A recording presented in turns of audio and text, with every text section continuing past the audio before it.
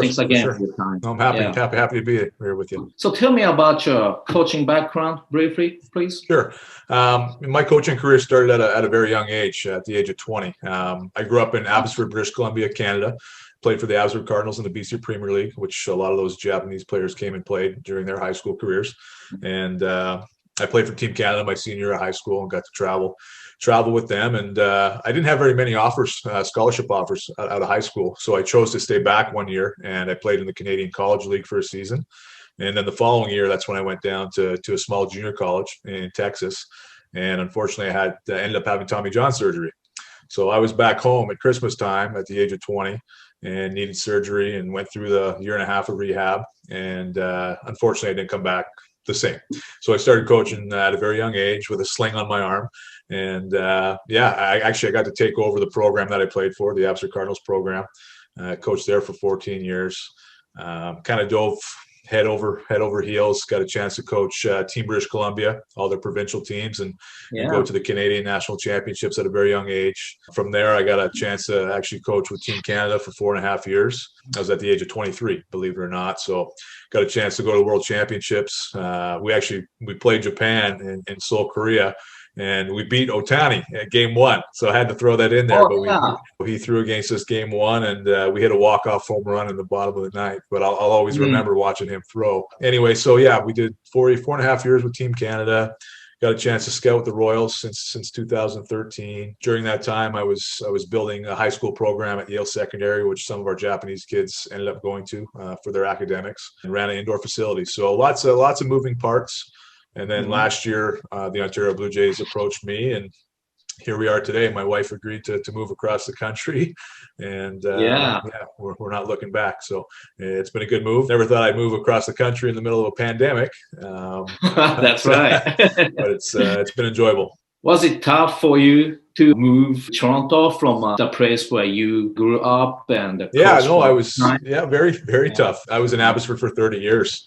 I had the keys to the city, basically. It was, you had your own field, facility, and then you come out here, and the landscape is definitely different in Ontario. Right. But I'm happy here. It's been a good move.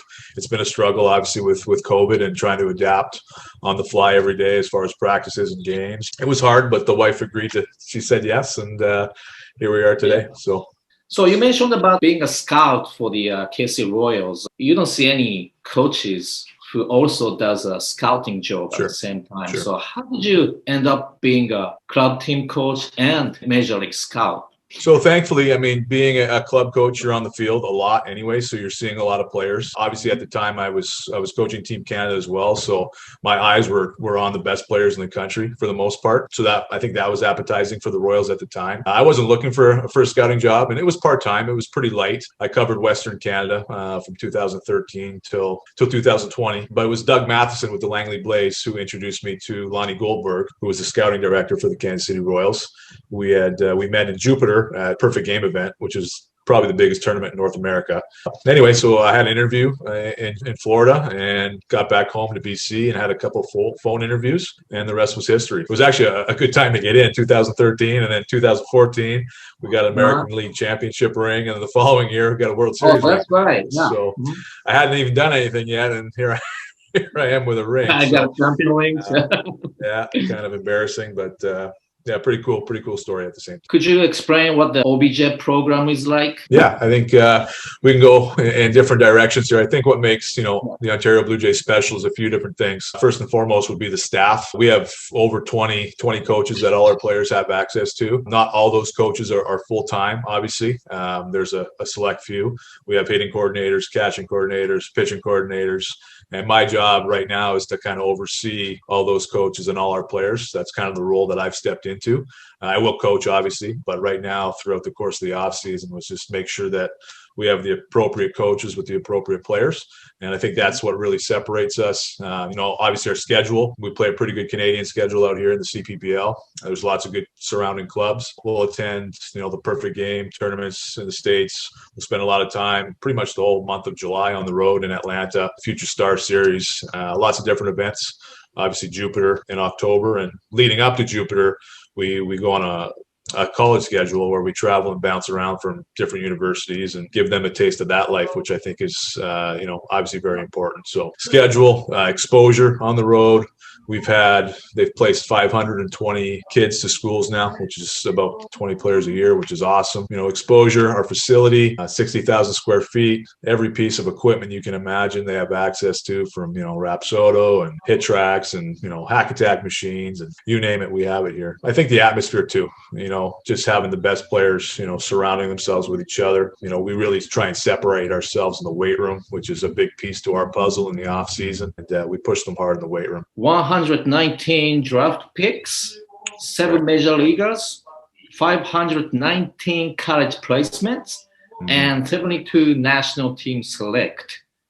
It's a lot of players over the years. Yeah. Yeah, you guys have excellent achievement, number of other commitments. And how do you establish the player development? I think it's just it's one of those things where people know that they come to this program, they know they're going to get better. Player development is first and foremost in our organization. Along the lines of that, we do a pretty good job placing our players. Mike Steed is our college placement advisor. He has a lot of connections in the U.S. We all try and work together collectively as a group to place our players. Obviously, there's no other person that I've met that is more connected to the coaches in the U.S. than Mike Steed. So, yeah, just make sure we have the appropriate people. And I'm always looking to add pieces to our puzzle as far as the coaches are concerned. One thing we had mentioned about is doing a coach exchange at some point. We'd love to come to Japan, and I'd love to learn from those guys, and maybe we can send some coaches out our way as well at some point in time. Right. You have been coaching so many Japanese ball players, more than anybody else all over the Canada, I guess. Sure. So, yeah, for sure. What are the strengths and weaknesses of Japanese players comparing to Canadian or American players? It's a good question. Every Japanese player that I've had has always been able to move very well. And when I say move, they're very athletic, they're mobile. One thing that has always struck me is, how well they field their position. Even pitchers, like when I had Taisei too, he could play the outfield, but I could put him at first base. He could feel his position, on the mound, but that's one thing that, and I don't know if it's a culture thing over there. I've watched the Japanese, take an infield, outfield during the World Championships, and my mind was just, it's amazing to watch, right? So, I think just the way they move, they get you watch them move on the mound, how athletic they are down the line. It's fun to watch.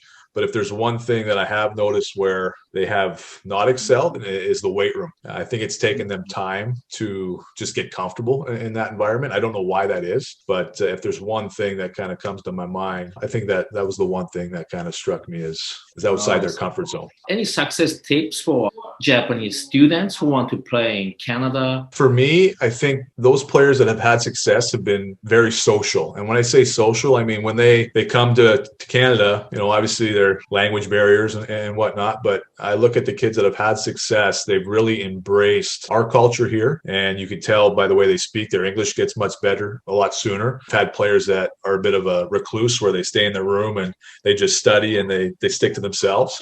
Which is fine, but for me, the players that we've had success with have kind of got outside their boundaries and had a lot of friends that, might not have been Japanese for that matter, right? I think that's really helped them academically as well, just having that social atmosphere and being able to go hang out on a weekend and just put themselves out there, which is kind of fun to see as a coach. Okay, what kind of players are you looking for from Japan? The best. Nifty, tall guy, right?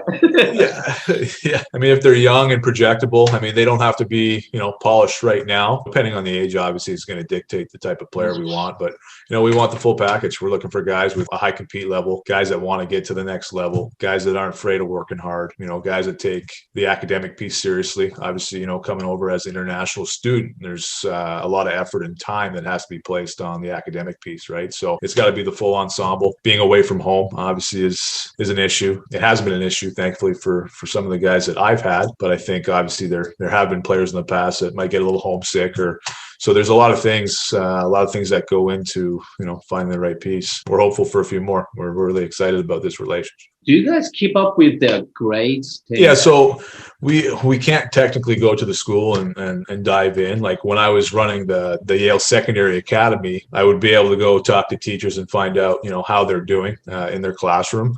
For us, it just comes down to communication, especially when we're talking to schools. Obviously, we need to know what their GPAs are. If we find out that somebody's struggling, obviously, we're going to be on them. But as far as like full access to really what's going on with their grades, at the end of the day, it's us that has to ask those players what's going on in the classroom. What are the skills and primary factors you need to have to be drafted out of high school? The players have to have some sort of separator, so some sort of tool that separates them from the rest of the pack. So that might be arm strength, it might be hitting for power, it might be speed, obviously makeup and character. If I'm going to draft a player, I got to know that he's ready to rock and roll when he steps foot on that major league field or spring training complex, whatever it may be, right? But yeah, usually it comes down to one tool or two tools that kind of just separates them from the pack, right? With the Royals, we were always looking for left-handed pitching and speed. That was something that the organization took a lot of pride in, right? And if you look over their drafts over the past few years, you'll notice that there's been a lot of left-handed pitching, Yeah. So I think every organization is different. I think it changes year to year. Velocity is important in this day and age. That's all people talk about is velo, spin rates, and that's all fine and dandy. But I think just being able to play and know the game, getting back to basics and repetitions, and there's something to be said for just learning the game and knowing how to play the right way. Do scouts go over their grades? Yeah, for sure. It's not necessarily that they care if they're a 2.0 GPA or a 4.0, but I think it speaks volumes to the type of person they are. If they care on and off the field, that's going to mean something to those organizations, right? So people go watch their social net account. What kind of things they're following, and is that true? 100%. Yeah, I mean, social media is a big one. That's the first place I'm going to go if I'm going to hire somebody. Or job interviews are fine and dandy, but I can always go online and see what a person's really about in a matter of seconds, really, right? So it's the way of the world. Yeah, it's a scary world, but you got to be careful. It is. All right, one last question, Corey. What is your goal? Would you keep being a coach? This is my dream job. Somebody asked me this last week, if I had an opportunity to go coach professional baseball. I don't think I would, in all honesty. I think my calling is working with kids. I have a passion for that.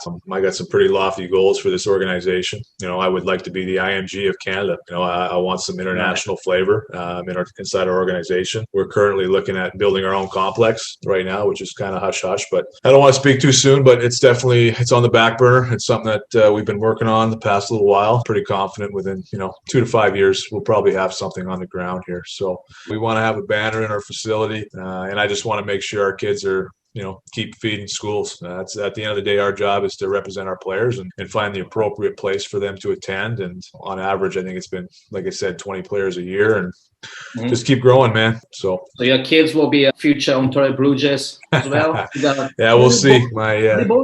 I got 2 boys and a baby girl. The 6-year-old, he loves baseball. 4-year-old, he can't stand baseball.